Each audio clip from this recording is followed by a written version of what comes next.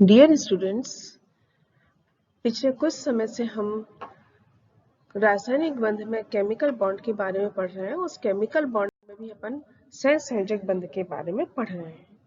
पिछले लेक्चर में मैंने आपको बताया था कि किस तरीके से हाइड्रोजन बॉन्ड, जो कि एक प्योर कोवेलेंट बॉन्ड होता है, वो किस तरीके से बनता है, उसमें किस तरीके से ओवरलैपिंग होती है, ठीक है। और बैलेंस बॉन्ड थ्योरी के द्वारा हाइड्रोजन बॉन्ड को हम किस तरीके से एक्सप्लेन कर सकते हैं। तो हाइड्रोजन बॉन्ड जो है, हाइड्रोजन एटम सबसे सिंपल एटम है। जब अपन किसी भी चीज की स्टडी करते हैं तो सबसे पहले अपन सिंपल एटम पे आते हैं, उसके बाद अपन कॉम्प्लेक्स पे आते हैं। तो हाइड्रोजन जो था सबसे सिंपल एटम था, इसलिए जो वैलेंस बॉन्ड थ्योरी थी उसे हाइड्रोजन बॉन्ड में कोवेलेंट बॉन्ड को पूरी तरीके से एक्सप्लेन कर दिया। लेकिन उसके बाद भी इसकी कुछ लिमिटेशंस थी जो कि ये फुलफिल नहीं कर पाई, ठीक है। तो इसकी कमियां क्या क्या थी? सबसे पहली कमी तो ये थी कि इसमें जो साझे का या शेयरिंग जो इलेक्ट्रॉन होता है वो केवल एक ही बॉन्डिंग एटम द्वारा दिया जाता है, ठीक है। और इसमें जो शेयर्ड इलेक्ट्रॉन पेयर है, वो एक एक एटम के द्वारा, दोनों एटमों के द्वारा समान रूप से दिया जाता है। लेकिन तो इसमें हम कोऑर्डिनेशन बॉन्ड को या उप सहसंयोजक बंध जो होता है उसको नहीं समझा सकते, क्योंकि उसमें कोऑर्डिनेशन बॉन्ड में सिर्फ एक ही एटम द्वारा इलेक्ट्रॉन पेयर डोनेट किया जा सकता है, ठीक है। फिर दूसरा क्या है, यह जो अंतर धातुक यौगिक होते हैं यानी इंटरमेटेलिक जो कंपाउंड्स होते हैं उनमें भी बॉन्डिंग को ये नहीं समझा सकते, ठीक है। फिर जो थोड़ा सा, जैसा अभी मैंने प्रीवियस लेक्चर में आपको बताया था कि जब ऐसे एटम्स के बीच में सहसंयोजक बंध बनता है जिनकी इलेक्ट्रोनेगेटिविटी में अंतर होता है तो उसमें थोड़ा सा आंशिक ऋणावेश आ जाता है। तो पार्शियल आयनिक करैक्टर को हम इस थ्योरी के द्वारा नहीं समझा सकते, ठीक है। और इसकी सहायता से हम जो ऑड इलेक्ट्रॉन वाले मॉलिक्यूल होते हैं, ठीक है, यानी जिसमें विषम संख्या में इलेक्ट्रॉन होते हैं, उनकी स्टेबिलिटी को हम नहीं समझा सकते। जैसे NO है, NO2 है, He+2 है, जिसमें कि विषम संख्या में इलेक्ट्रॉन होते हैं, उनको नहीं समझा सकते, ठीक है। और इसके अलावा ये जो है कुछ जो एटम होते हैं जिनमें कि एक्स्ट्रा स्टेबिलिटी, बहुत ज्यादा स्थायित्व होता है, जैसे N2 और CO, इसको भी हम नहीं समझा सकते, ठीक है। इसके द्वारा हम बहुत अच्छे तरीके से जो इलेक्ट्रॉन डेफिशिएंट कंपाउंड होते हैं, इलेक्ट्रॉन न्यून यौगिक जो होते हैं, उनमें हम बॉन्डिंग को नहीं समझा सकते हैं, ठीक है। और इसके द्वारा हम इस सिद्धांत में किसी भी अणु अथवा आयन के सभी रासायनिक व भौतिक गुणों को किसी एक संरचना द्वारा समझाना संभव नहीं है, ठीक है। इसलिए हमें एक से अधिक जो संभावित संरचनाएं होती हैं, इलेक्ट्रॉनिक स्ट्रक्चर होते हैं, यानी कैनोनिकल स्ट्रक्चर होते हैं, वो लिखने पड़ते हैं, जबकि एक्चुअल स्ट्रक्चर इन सभी स्ट्रक्चर्स का रेजोनेंस हाइब्रिड होता है, ठीक है। इसके द्वारा हम ऑक्सीजन और बोरोन अणुओं में पैरामैग्नेटिक नेचर को नहीं समझा सकते। तो इसमें से बहुत सी जो थ्योरी थी, बहुत सी जो शॉर्ट कमेंट थी, वो हम संकरण या हाइब्रिडाइजेशन के द्वारा समझा सकते हैं। तो संकरण पढ़ने से पहले अपन थोड़ा सा जो कोवेलेंट बॉन्ड है उनके डायरेक्शनल या दिशात्मक करैक्टर के बारे में पढ़ते हैं, ठीक है। ये आपको पता है कि जो कोवेलेंट बॉन्ड होता है वो ऐसे ऑर्बिटल्स जिनमें कि अनपेयर्ड या अयुग्मित इलेक्ट्रॉन होते हैं उनके ओवरलैपिंग से बनता है, यानी जितनी अधिक ओवरलैपिंग होगी उतना ही बॉन्ड स्ट्रॉन्ग होगा, ठीक है।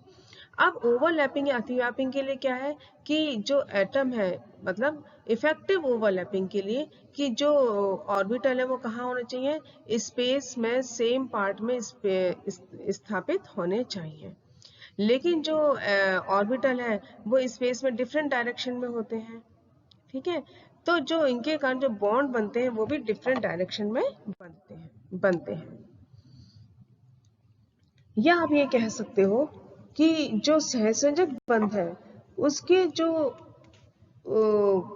सामर्थ्य है या स्ट्रेंथ है वो ओवरलैपिंग पर डिपेंड करती है, और इनमें जो भाग लेने वाले कक्षक हैं उनकी एनर्जी और सिमेट्री सेम होती है, इसलिए जो इनके अधिकतम ओवरलैपिंग की दिशा में ही इनमें बॉन्ड बनता है। इसलिए ये क्या होते हैं, डायरेक्शनल कैरेक्टरिस्टिक या इनमें कुछ दिशात्मक गुण आ जाते हैं। ठीक है, लेकिन इस दिशात्मक गुण के कारण ही ये कई तरीके की जो है ज्योमेट्री और शेप शो करते हैं, लेकिन जो इसमें एस कक्षक जो है, एस ऑर्बिटल जो है, वो बिल्कुल भी डायरेक्शनल नहीं होता है। ठीक है ना। जो एस ऑर्बिटल है वो डायरेक्शनल नहीं होता है, क्योंकि इसकी ज्योमेट्री कैसी होती है, स्फेरिकल होती है, इसलिए मतलब गोलाकार होती है, इसलिए एस एस ओवरलैपिंग किसी भी डायरेक्शन में हो सकती है। ठीक है, और अब किसी भी डायरेक्शन में हो सकती है, इसका मतलब क्या है कि इसका जो इसके कारण जो बॉन्ड बनते हैं वो इतने ज्यादा स्ट्रॉन्ग बॉन्ड नहीं बनते हैं। ठीक है, क्योंकि ये दिशाहीन होते हैं। इसके अलावा जो भी बॉन्ड बनते हैं, जो भी ऑर्बिटल बॉन्डिंग में पार्टिसिपेट करते हैं, वो कैसे डायरेक्शनल या दिशात्मक कोवेलेंट बॉन्ड बनाते हैं। कोवेलेंट बॉन्ड दो तरीके के होते हैं, सिग्मा एंड पाई। ठीक है, तो सिग्मा बॉन्ड क्या होते हैं, सिग्मा बॉन्ड वो होते हैं जब दो एटॉमिक ऑर्बिटल के कोएक्सियल यानी समाक्ष कोएक्सियल ओवरलैपिंग यदि होती है तो जो बॉन्ड बनते हैं वो क्या कहते हैं, सिग्मा बॉन्ड कहलाते हैं। ठीक है, ये इनकी सिमेट्री सिलिंड्रिकल होती है। इसमें क्या होता है, सेम एक्सिस में ओवरलैपिंग होती है, इससे जो बॉन्ड होते हैं वो कैसे होते हैं, स्ट्रॉन्ग होते हैं। ठीक है, जितने भी सिंगल कोवेलेंट बॉन्ड है वो तो सिग्मा बॉन्ड ही होंगे, और यदि आपके पास डबल है तो उसमें एक सिग्मा होंगे, यदि ट्रिपल है तो उसमें मतलब डबल और ट्रिपल बॉन्ड में भी एक सिग्मा तो होता ही होता है। सिग्मा जो बॉन्ड है वो एसएस ओवरलैपिंग से भी बन सकते हैं, एसपी ओवरलैपिंग से भी बनते हैं, और पीपी ओवरलैपिंग से भी बन सकते हैं। अब ये कैसे बनते हैं, चाहे वो एसएस ओवरलैपिंग से बने, चाहे एसपी ओवरलैपिंग से बने, चाहे पीपी ओवरलैपिंग से बने, इसमें हर किसी में क्या करते हैं, दो तरीके की ओवरलैपिंग, दो तरीके के बॉन्ड बनते हैं।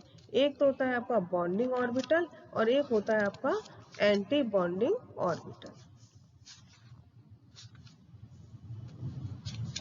ठीक है, तो दो तरीके के बॉन्ड आपके बनते हैं, एंटी बॉन्डिंग और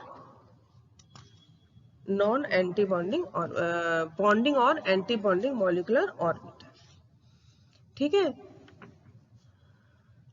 तो सिग्मा बॉन्ड भी कैसे होंगे, दो तरीके के होंगे, बॉन्डिंग और एंटी बॉन्डिंग। जब कोवेलेंट बॉन्ड ही दो तरीके के होते हैं तो सिग्मा बॉन्ड भी कैसे हो गए, दो तरीके के हो गए, बॉन्डिंग और एंटी बॉन्डिंग। अब देखिए, अब अपन यदि इन सिग्मा और बॉन्डिंग और एंटी बॉन्डिंग ऑर्बिटल को समझें तो क्या होगा, ये देखिए, ये आपका एस ऑर्बिटल है, यदि हम एस एस ओवरलैपिंग की बात करें ये भी एस ऑर्बिटल है। जब ये दोनों आपस में मिलके ओवरलैपिंग करेंगे तो क्या बनेगा, एक बॉन्डिंग मॉलिक्यूलर ऑर्बिटल बन जाएगा जिसमें इनकी सिमेट्री सेम होगी। ठीक है, लेकिन यदि इनकी सिमेट्री सेम नहीं है तो फिर क्या होगा, ये इस तरीके से इनके बीच में एक नोडल पॉइंट आ जाएगा जहां पे कि इलेक्ट्रॉन की डेंसिटी कैसी होगी, 0 होगी, और ये कहलाएगा आपका नोडल पॉइंट। तो मॉलिक्यूलर ऑर्बिटल में तो क्या इलेक्ट्रॉन डेंसिटी इनकी एक मतलब मिल जाती है, और इनसे इनकी जो क्योंकि इनकी सिमेट्री अलग अलग होती है इसलिए क्या होता है, इनकी जो इलेक्ट्रॉन की डेंसिटी होती है वो कम हो जाती है। इसी तरीके से पीपी ओवरलैपिंग देखिए, एसपी ओवरलैपिंग देखिए, ये आपका पी ऑर्बिटल है, मान लीजिए पी एक्स है, और ये आपका पी वाई है। ठीक है, तो यहाँ पे देखिए इनकी सिमेट्री सेम है, ये पी एक्स ऑर्बिटल है और ये किससे कर रहा है, एस से कर रहा है, एस और पी ओवरलैपिंग अपन देखें, तो इनसे क्या बन रहा है, बॉन्डिंग मॉलिक्यूलर ऑर्बिटल बन रहा है, क्योंकि क्या है, इनकी सिमेट्री सेम है। लेकिन यदि एक की सिमेट्री दूसरे से अपोजिट है तो क्या होगा, ये इस तरीके से इनमें ओवरलैपिंग होगी, इफेक्टिव ओवरलैपिंग नहीं होगी, और इनके बीच में क्या आ जाएगा, एक नोडल प्लेन बन जाएगा, जिसमें कि इलेक्ट्रॉन की डेंसिटी कैसी होगी, 0 होगी। अब मान लीजिए 2p ऑर्बिटल है, यदि 2p ऑर्बिटल कोएक्सियल ओवरलैपिंग करते हैं, ठीक है, तो क्या होगा, यहाँ पे इनकी सिमेट्री सेम है, तो क्या हो जाएगा, इनका एक इस तरीके से ओवरलैपिंग होगी, इनकी इलेक्ट्रॉन डेंसिटी यहाँ पे ज्यादा हो जाएगी। लेकिन यदि इनकी सिमेट्री डिफरेंट होगी तब क्या होगा, यहाँ पे एक इनके बीच में एक नोडल पॉइंट बन जाएगा। ठीक है, तो आप क्या कह सकते हो कि सिग्मा बॉन्ड में एक ही एक्सिस में ओवरलैपिंग होती है, इसलिए क्या होता है, ये स्ट्रॉन्ग होते हैं, है ना। और अपन यदि इसके आगे चले, पाई बॉन्ड, पाई बॉन्ड किससे मिलके बन रहे हैं, पाई बॉन्ड मिलके बन रहे हैं कोलेटरल ओवरलैपिंग से। ठीक है, अब कोलेटरल ओवरलैपिंग को आप हिंदी में क्या बोलेंगे, समपार्श्विक ओवरलैपिंग से बनते हैं। ठीक है, डबल और ट्रिपल बॉन्ड यदि आपके पास है, जैसे मैंने अभी आपको बताया, सिर्फ फर्स्ट तो कौन सा होगा, सिग्मा बॉन्ड होगा, और बाकी जो होंगे वो पाई बॉन्ड होंगे। अब इसमें क्या है, p ऑर्बिटल यदि अपन लेते हैं, है ना, s ऑर्बिटल के अलावा सारे के सारे कक्षक क्या बना सकते हैं, चाहे p हो, चाहे d हो, चाहे f हो, वो पाई बॉन्डिंग बना सकते हैं।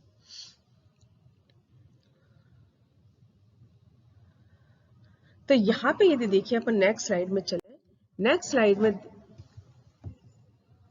इससे प्रीवियस स्लाइड में मैं आपको बता चुकी हूं कि इनकी जब कोलेटरल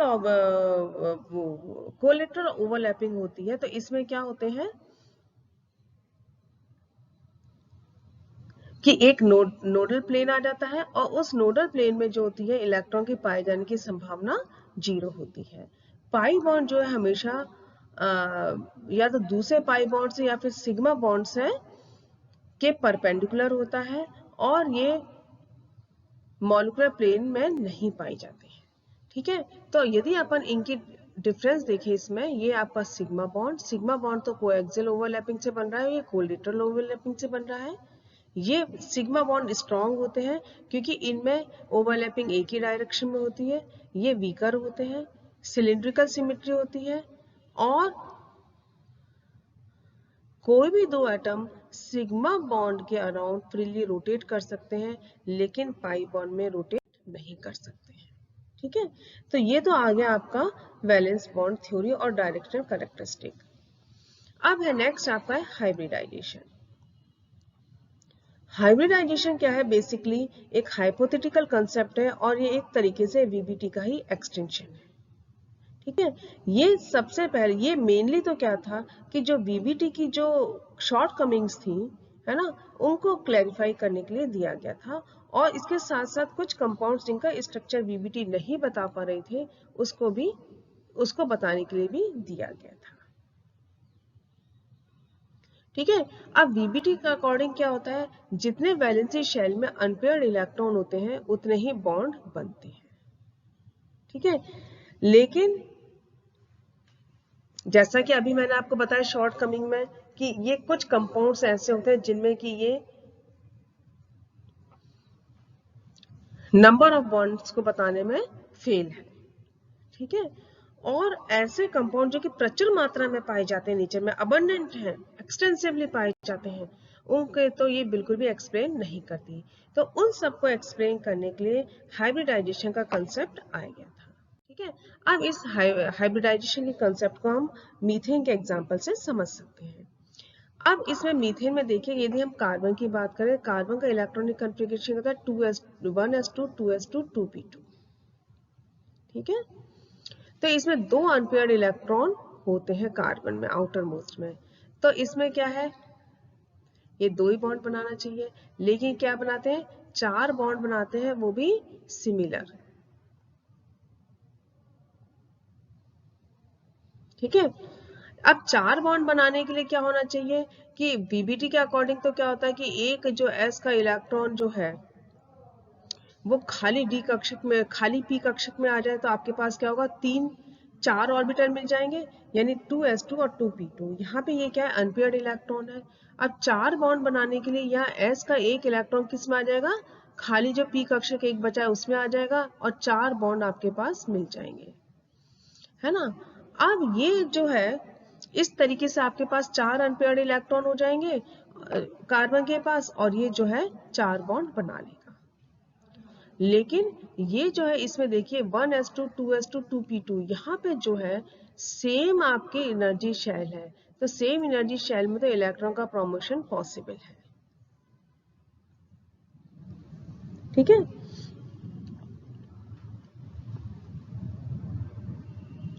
लेकिन अब इसमें भी क्या है, प्रमोशन के लिए आपको क्या चाहिए, एनर्जी चाहिए। ठीक है।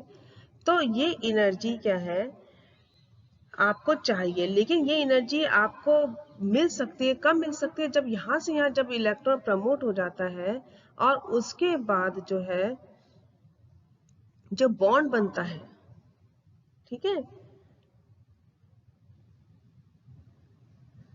उसके कारण एनर्जी निकलती है, वो एनर्जी आपको यहाँ पे काम आ जाती है।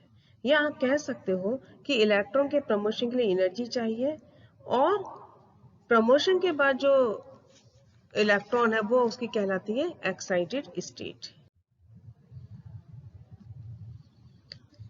तो कार्बन के एक्साइटेड स्टेट में क्या है, 4 अनपेयर्ड इलेक्ट्रॉन है, इसे 4 बॉन्ड बना सकते हैं, है ना। लेकिन ये जो अनपेयर्ड इलेक्ट्रॉन है ये क्या है, s और p ऑर्बिटल में मौजूद है। इससे इनके जो है s और p ऑर्बिटल, इन दोनों की शेप भी अलग होती है और इनका डायरेक्शनल या दिशात्मक कैरेक्टर भी अलग अलग होता है। ठीक है। लेकिन CH4 में कैसे होते हैं, चारों की चारों जो है बॉन्ड सिमिलर होते हैं। तो इस सिमिलरिटी को दूर करने के लिए, इसको दूर करने के लिए हाइब्रिडाइजेशन का कंसेप्ट इसमें अडॉप्ट किया गया।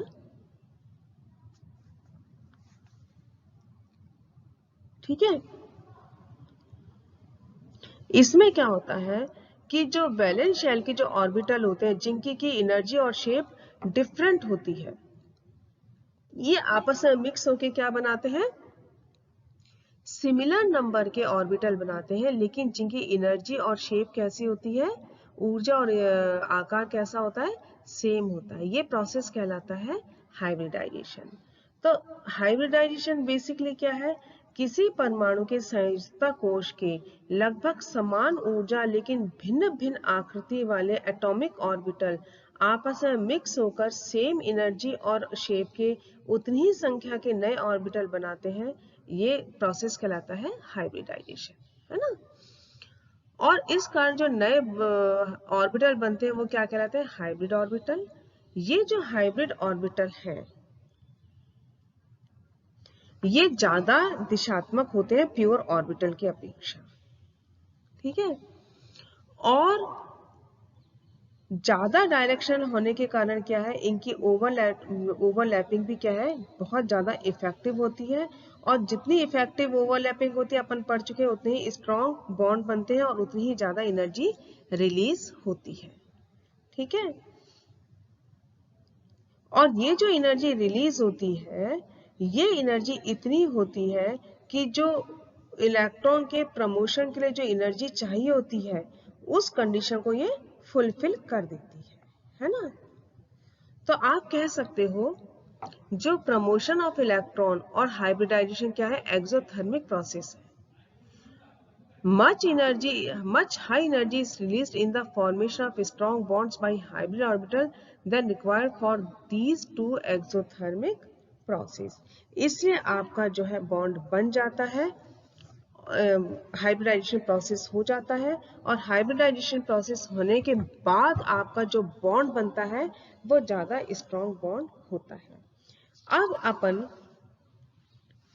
ये जो हाइब्रिडाइजेशन है उसके बारे में, हम इसके क्या नियम हैं और इसको डिफरेंट मॉलिक्यूल पर किस तरीके से अप्लाई किया जा सकता है, इसके कितने प्रकार होते हैं, ये अपन नेक्स्ट टर्न पे लेंगे।